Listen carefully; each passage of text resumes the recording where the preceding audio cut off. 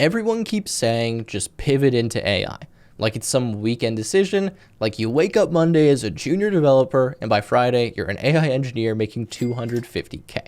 Now here's the uncomfortable truth. AI engineer is not an entry-level role, and pretending it is why so many people are stuck in tutorial hell right now.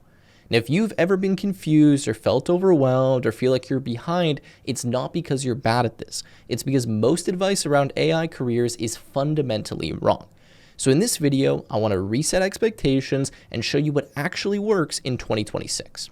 Now, when hiring managers say they want AI experience, they're not talking about prompting ChatGPT, taking a random Gen AI course, copying and pasting LangChain examples.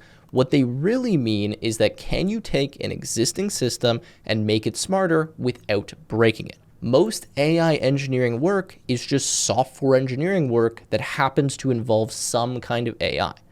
Now, this assumes that you already understand systems, right? APIs, data flows, trade-offs, failure modes. Now, that's why most true AI roles are add-ons and they're not starting points. So you need to understand that while AI knowledge is necessary, it's not the only thing that you need, and it starts from being a good software engineer and then picking up the additional skills. Now let's talk about what hiring managers actually mean when they ask for AI experience. Now, truthfully, what they're screening for behind the scenes is the following. First, can you design an AI-backed feature that actually solves a problem? Can you explain why you choose one approach over another? And can you debug bad outputs, hallucinations, or edge cases? And can you ship, monitor, and iterate systems? Notice what's missing here? They're not asking, do you know every single AI model? Have you trained a transformer from scratch? How many prompts have you written before? And that's why so many people are learning the wrong things that want to become an AI engineer. Now that leads me to the 3 traps that kill most people's AI pivots. So let's talk about the traps that I just constantly see. Trap number 1, tool-only learning. Now this is prompt spam, watching demos, jumping between 100 different frameworks. It feels productive, but there's really no depth in what you're learning. Now trap number 2 is research-heavy paths that never ship anything. So some people go the opposite direction, right? They drown in papers, math proofs, architectures they'll never implement. They understand the theory, but they haven't actually built anything useful or written any real code. And trap number 3, random course hopping. And this is probably the most dangerous. You're always learning, but you're never finishing anything. No projects, no output, nothing you can actually show. You feel busy, but you're not really progressing. So look, if you're in any of those traps, keep watching this video because I'm going to break down what you actually need to focus on. But first, just a quick break because this is highly related to what we're talking about. Now look, we've all seen what generative AI can do. Write an email, summarize a doc, generate some code, but there's a new wave happening right now and most people are sleeping on it. Now it's called agentic AI, and this is where AI stops suggesting things and starts doing them. Now we're talking about systems that execute workflows, call APIs, update databases, and make decisions autonomously. And that's exactly why I'm excited to partner with Simplilearn on this video. Now they've collaborated with Microsoft, yes, that Microsoft, on a program called Applied Agentic AI. And I want to be real with you, when I saw Microsoft's name on the curriculum, not just as a logo, that definitely got my attention. Now this is a 10-week practitioner level program where you're building with Microsoft AutoGen, Azure AI, Foundry, LangChain, Crew AI, RAG, the actual stack that companies are hiring for right now. You learn multi-agent systems, MCP, and you even complete 7 real-world projects, including a capstone. Now, this is not a what is AI course. This is for working professionals who have already had the fundamentals and want to architect the systems that everyone's going to depend on in the future. Now, when you finish, you earn a joint completion certificate from Microsoft and Simplilearn, which on a resume or even a LinkedIn profile speaks for itself. Now, you'll also earn Microsoft Learn badges on the Microsoft Learn portal from the Microsoft branded courses.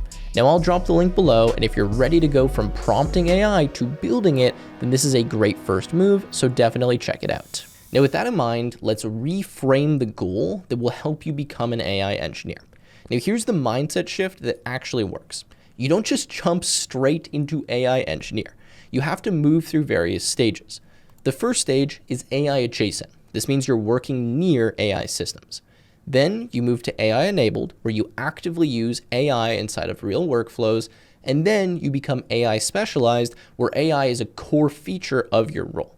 Now, most people try to skip the middle step, and that's a massive mistake. Now, the reason for that is that the fastest path to becoming an AI engineer is not starting from zero. And this part matters a lot because the fastest pivot into AI is never just starting over completely. It's really layering AI on top of what you already know. So with that in mind, let me break people into a few buckets here so we can kind of get into some more details. So first, we have software developers. Now, if you're already a software engineer, you actually have a massive advantage, and that's because your path is AI-enabled software engineering. APIs, LLMs, RAG, agents, automation, right? Whereas if you're in like data, analytics, or like a business kind of background, then your edge is that data intuition. You're well positioned for applied ML or analytics-driven AI roles.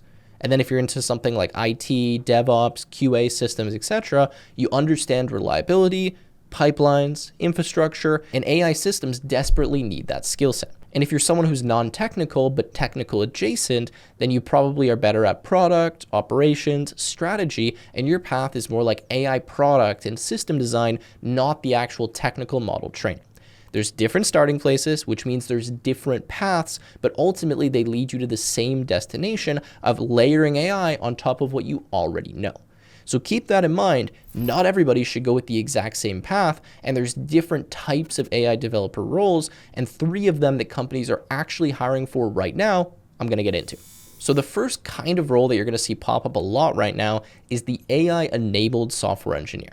Now, this is definitely the fastest growing role, and this means that you're building backend systems, APIs, LLM integrations, RAG pipelines, agents, and automations. Now, that means that AI is a capability that you have, but it's really not your entire job. Think of this more like a back-end software developer role where you just happen to be layering in some AI solutions. Now, number 2, we have applied ML/data engineer. Now, this is less research and more production. You're focused on data pipelines, model evaluation, monitoring, real-world performance, and this role exists to make models useful, not just to make them impressive. Then we have number 3, kind of AI product or technical lead, and this role is quietly gaining a lot of traction where you essentially translate business needs into technical systems that leads to AI solutions. You decide where AI makes sense and where it doesn't, right? Now, here's the thing. With all of these roles, the core thing that you actually need to know is probably different than you're hearing online, so I want to dive into it. So let's start with the foundations, which is non-negotiable. Now, first, Python. You need to know that pretty much all AI stuff is using Python. Then we have basic math intuition, so not like proofs or anything complicated, but basic understanding of like stats, linear algebra, something you might do in a university course. Then data handling, working with like pandas, NumPy, large data sets, and just generally being comfortable working with data, especially in Python. Okay, then we move to AI core skills. Now this would be machine learning fundamentals, so actually understanding something like linear regression, classification algorithms, etc.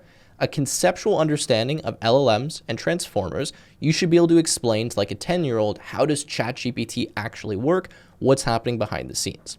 Then evaluation, limitations, and failure modes, super important with AI. Then we move to the applied layer of skills. Now this is where most people are falling short, at least from what I'm seeing. This is Gen AI tooling, APIs, orchestration, agents, and shipping real features. This is using AI in a real system and understanding all of those smaller nuances that you don't get from just building small demos. Okay, so with that in mind, how do you go from someone who's a beginner, specifically in AI, not completely in software development, to be job ready in 6 to 12 months? And to be honest, you can do this faster, but generally this only works if you do it in phases. Now, phase 1 is I would recommend building AI literacy and foundations. So this is you learn how things work without drowning in the theory. You look at all of those skills that I talked about, right? Transformers, LLMs, neural networks, machine learning fundamentals. Then phase 2, applied projects. Not tutorials, but projects where you have to make decisions. There's trade-offs, there's messy outputs, and you need to actually get a real result. And then phase 3, real-world systems. So RAG apps, internal copilots, automations that save time or money. And then phase 4, positioning and proof. So you need a portfolio, right, to explain that you actually know what you're doing. AI projects that you've built and legitimate proof that you know what you're doing. Okay, so with that in mind, what does being job ready actually mean when it comes to AI? Now, being job ready doesn't mean that you have to know every model or train massive systems from scratch. What it does mean though, is that you can design an AI-backed feature, you can explain the trade-offs, you can debug bad outputs, you can deploy, monitor, and iterate. Now that's what teams are paying for, and that's what it means to be an AI engineer, to be able to do those things. Now with all that said, let's talk about who this path is actually for and who it's not for. Because I want to be honest here. If you hate ambiguity, this is tough. If you want a guaranteed job in 30 days, this isn't the path that you should probably go with.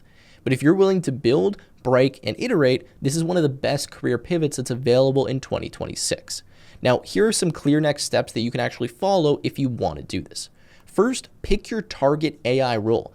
Go out there, look at real AI roles, companies that are hiring, and look at those 3 buckets that I talked about earlier. Then build 1 to 2 serious projects that fit into one of those role categories. Learn just enough theory to support your practice. Don't get too deep into the weeds here, and get feedback early and often. If you can meet someone in this field, that's fantastic. And even if you can just share your project online or with other people, you really just need to get someone else using it so you can see if you actually know what you're doing. Now, if that's it, it's not everything, right? It's not forever, but that's enough to move forward.